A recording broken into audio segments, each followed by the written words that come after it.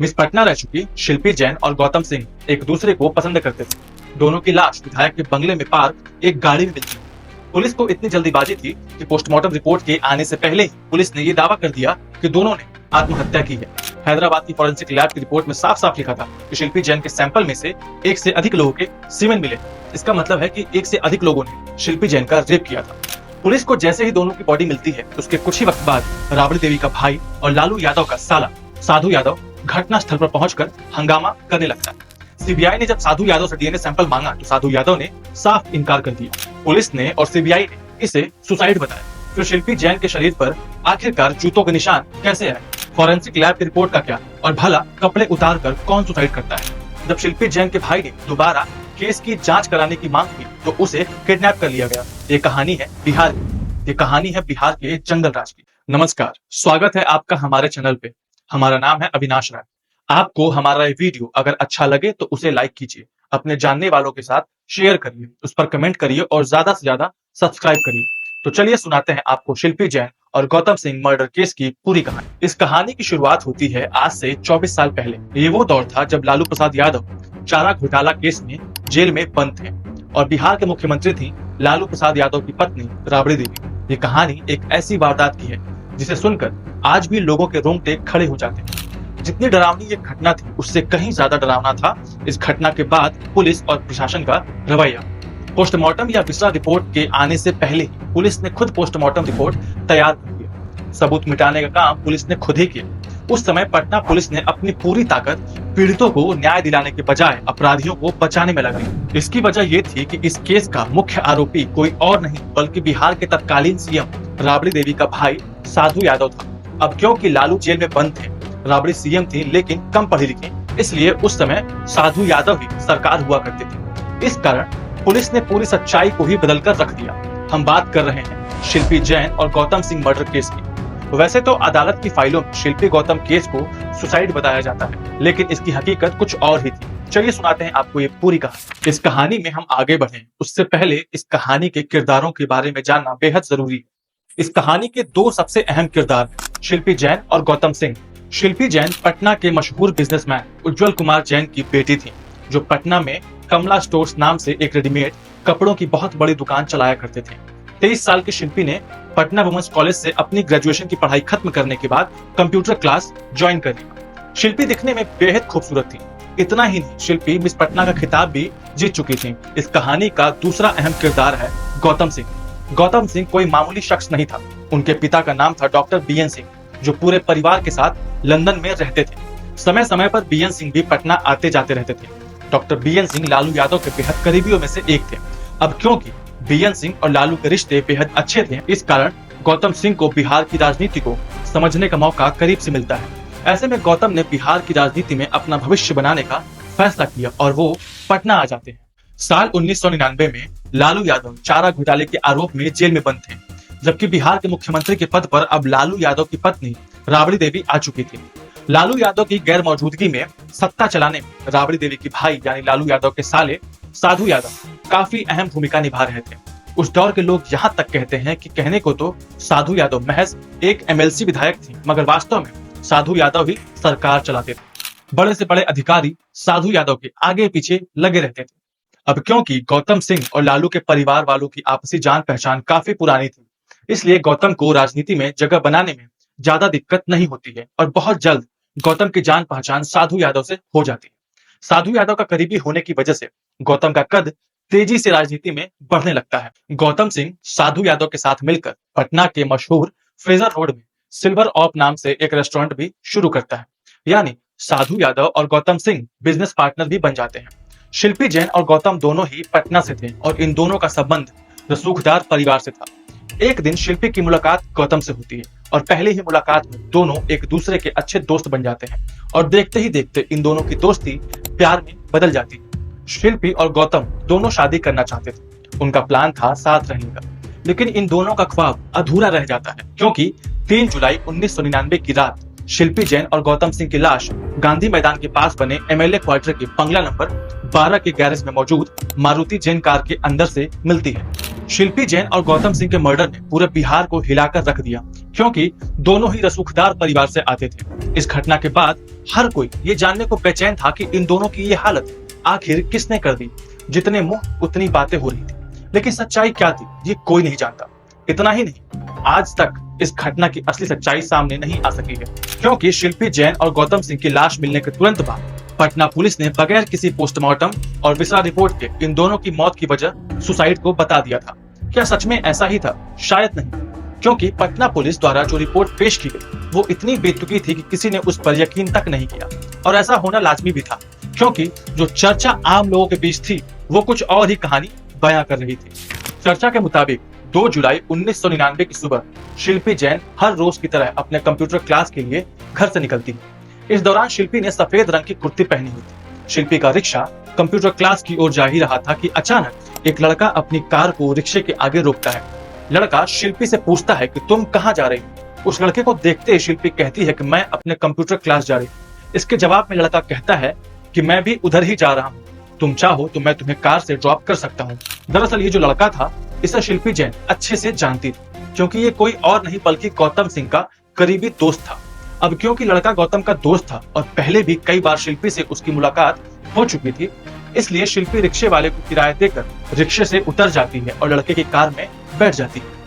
पहले तो कार कुछ देर तक शिल्पी जैन के कंप्यूटर इंस्टीट्यूट की तरफ बढ़ रही होती है, लेकिन आगे जाकर वो लड़का कार को एक दूसरे रास्ते की तरफ मोड़ देता है। कार जब दूसरे रास्ते पर मुड़ती है तो शिल्पी जैन लड़के से पूछती हैं कि तुम मुझे कहाँ ले जा रहे हो?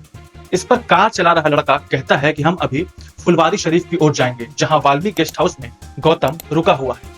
वो तुमसे मिलना चाहता है। जो लोग नहीं जानते उनकी जानकारी के लिए बता दें कि फुलवारी शरीफ पटना से ही लगा हुआ शहर है। वैसे तो आज फुलवारी शरीफ पूरी तरह से आबादी से भरा हुआ है, लेकिन 1990 के दशक में यह इलाका सुनसान और वीरान हुआ करता था। गाड़ी को दूसरे रास्ते पर मुड़ता देख पहले तो शिल्पी घबराती है, लेकिन कार चला रहा लड़का जैसे ही यह बोलता है कि शिल्पी को वाल्मीकि गेस्ट हाउस लेकर वो जा रहा है जहां गौतम मौजूद है, तो शिल्पी इतना सुनते ही बड़े आराम से लड़के के साथ जाने के लिए तैयार हो जाती है। लेकिन हकीकत ये है कि उस गेस्ट हाउस में उस समय गौतम मौजूद ही नहीं था। अब एक तरफ शिल्पी को वाल्मीकि गेस्ट हाउस ले जाया जाता है, तो दूसरी तरफ कहीं से गौतम को इसकी जानकारी हो जाती है कि शिल्पी को उसका दोस्त वाल्मीकि गेस्ट हाउस ले गया है। इतना सुनना भरी था कि गौतम परेशान हो जाता है और जल्दीबाजी में अपनी सफेद रंग की मारुति जेन कार निकालकर गेस्ट हाउस की तरफ भागता है। दरअसल गौतम का परेशान होना लाजमी था, क्योंकि वह बिहार की राजनीति को करीब से जानता था। इसलिए गौतम को अच्छे से मालूम था कि उन दिनों वाल्मीकि गेस्ट हाउस बड़े बड़े नेताओं के अय्याशी का अड्डा हुआ करता था। गौतम सिंह भागते हुए वाल्मीकि गेस्ट हाउस पहुंचता है।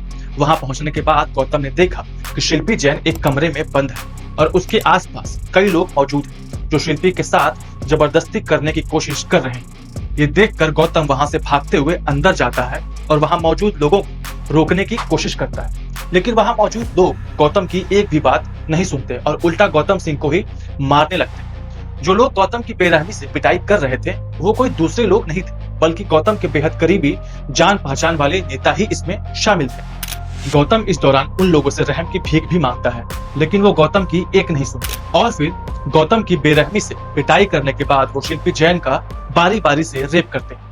शिल्पी के साथ जबरदस्ती करने के बाद वहां मौजूद लोग शिल्पी और गौतम की हत्या गला दबाकर कर देते हैं और फिर दोनों की लाश को गौतम सिंह की गाड़ी में ही डाल देते हैं। इसके बाद कार को रातों रात गांधी मैदान के पास बने एमएलए बंगले के गैरेज में खड़ा कर दिया जाता है। इधर जब शिल्पी देर रात तक अपने घर नहीं पहुंचती तो उनके घर वाले परेशान होकर शिल्पी के दोस्तों और रिश्तेदारों को फोन करना शुरू कर देते हैं। शिल्पी की खोज में आदमी भी लगाए जाते हैं, लेकिन कहीं भी शिल्पी का पता नहीं चलता।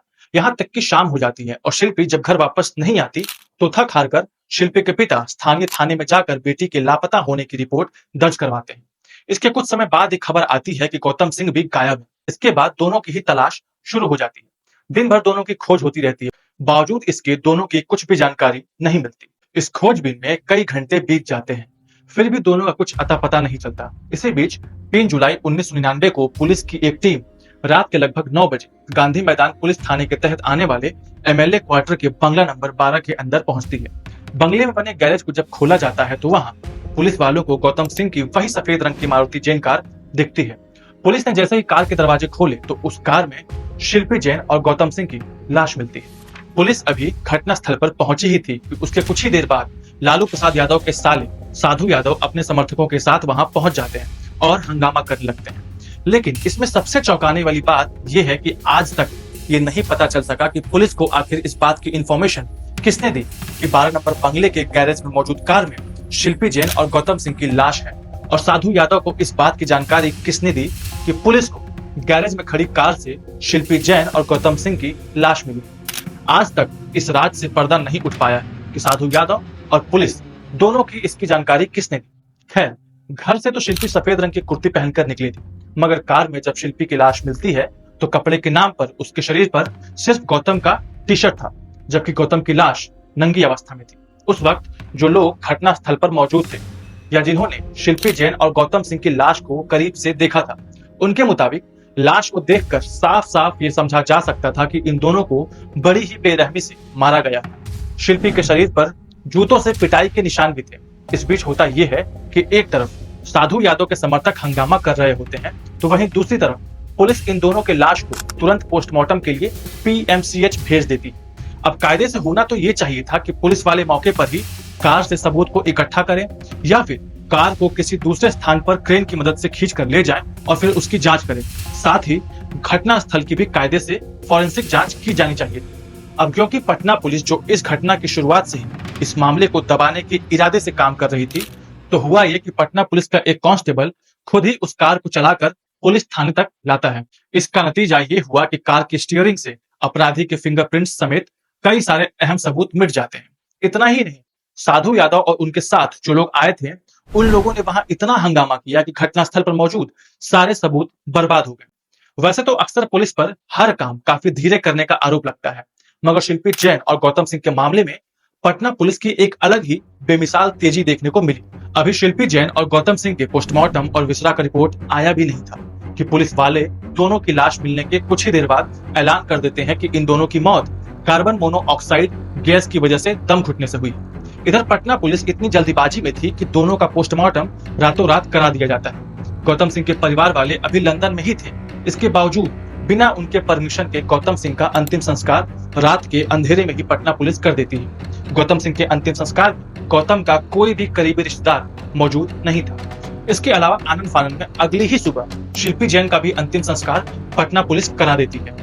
अंतिम संस्कार के बाद जब पीएमसीएच से पोस्टमार्टम की रिपोर्ट आती है तो उसमें मौत का कारण साफ नहीं किया जाता है। हालांकि यह संभावना जरूर जताई जाती है कि इन दोनों की मौत शायद जहर खाने से हुई थी। इसके बाद पटना पुलिस भी अपने पिछले बयान से पलट जाती है और दावा करती है कि दोनों ने जहर खाकर आत्महत्या की है। पटना पुलिस का दावा एक तरफ था तो दूसरी तरफ लोगों के बीच आम चर्चा ये थी कि पहले शिल्पी जैन के साथ बर्बरता से रेप किया गया और फिर इन दोनों की हत्या की गई।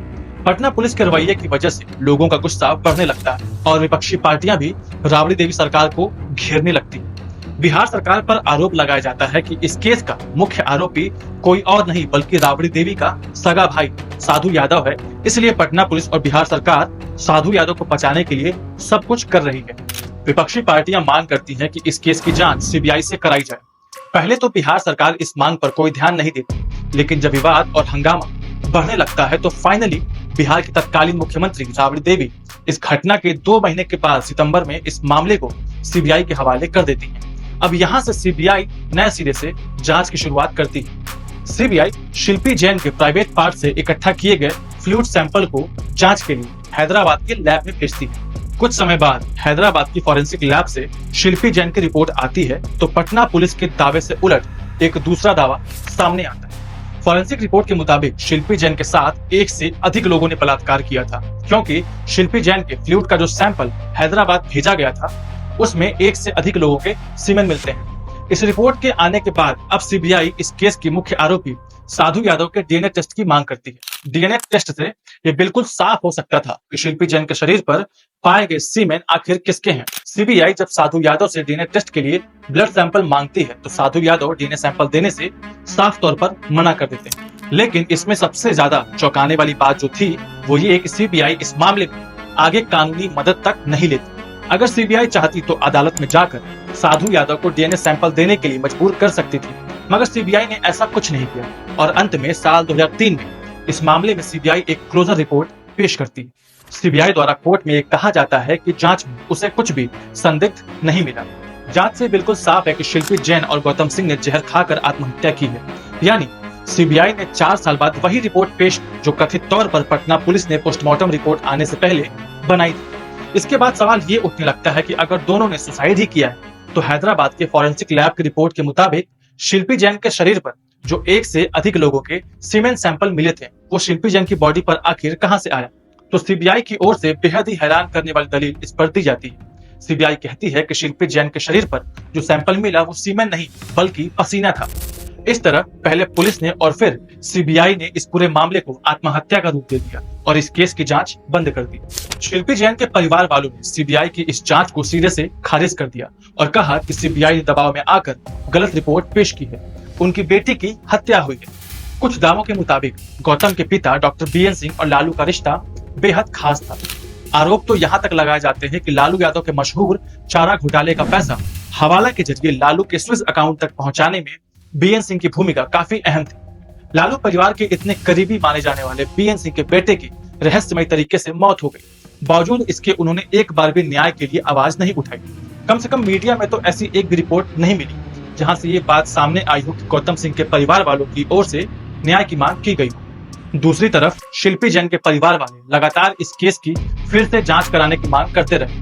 यहाँ तक कि साल 2006 में शिल्पी जैन का भाई प्रशांत जैन इस मामले की फिर से जांच के लिए सुप्रीम कोर्ट जाने की तैयारी करने लगता है। अभी वो अपनी तैयारी में लगा हुआ ही था कि अचानक से 6 जनवरी 2006 को प्रशांत जैन को उसके ही घर के बाहर से किडनैप कर लिया जाता है। हालांकि किडनैपिंग के 2 दिन बाद ही प्रशांत जैन को अपराधियों ने पटना हाजीपुर को जोड़ने वाले महात्मा गांधी सेतु पर छोड़ दिया और प्रशांत जैन सही सलामत घर वापस आ गया। इसके बाद शिल्पी जैन के परिवार के किसी भी सदस्य ने दोबारा इस केस की जांच की मांग नहीं की और इस तरह शिल्पी जैन और गौतम सिंह की मौत एक रहस्य बनकर रह गई। और जो भी इस मामले में आरोपी थे वो आज भी खुले और आजाद घूम रहे हैं। भले ही पुलिस और सीबीआई ने इसे एक आत्महत्या का केस बता दिया, लेकिन आज तक पुलिस वाले और सीबीआई वाले कुछ सवालों का जवाब नहीं दे पाए हैं। जैसे कि दोनों ने अगर आत्महत्या ही की थी तो दोनों ने कपड़े उतारकर आत्महत्या क्यों की? अगर दोनों ने आत्महत्या की है तो शिल्पी जैन के शरीर पर जूतों के निशान कैसे आए? साधु यादव ने जब कोई अपराध ही नहीं किया तो डीएनए सैंपल आखिर क्यों नहीं दिया? और क्यों सीबीआई साधु यादव के डीएनए सैंपल के लिए कोर्ट में नहीं गई? आखिर पुलिस को कैसे पता चला कि गैरेज के अंदर एक कार खड़ी है जिसके अंदर 2 लाशें हैं? और फिर ये खबर साधु यादव को किसने दी? पुलिस ने पोस्टमार्टम करने में इतनी जल्दीबाजी क्यों की? और गौतम का अंतिम संस्कार उसके परिवार की मर्जी के बगैर क्यों किया गया? शिल्पी जैन के शरीर पर कपड़े के नाम पर सिर्फ गौतम की टी शर्ट थी, तो गौतम की टी शर्ट शिल्पी जैन को आखिर किसने पहनाई? ऐसा नहीं है कि इस मामले में केवल पुलिस पर ही लापरवाही के आरोप लगे, बल्कि सीबीआई की जांच पर भी आरोप लगाए गए कि सीबीआई ने कई अहम सबूतों को जानबूझकर नजरअंदाज किया। इस तरह के दर्जनों सवाल हैं जिसका जवाब ना तो सीबीआई दे पाई है और ना ही बिहार पुलिस, और बिना जवाबों के ये केस अदालत की फाइलों में एक सुसाइड केस बनकर रह गया।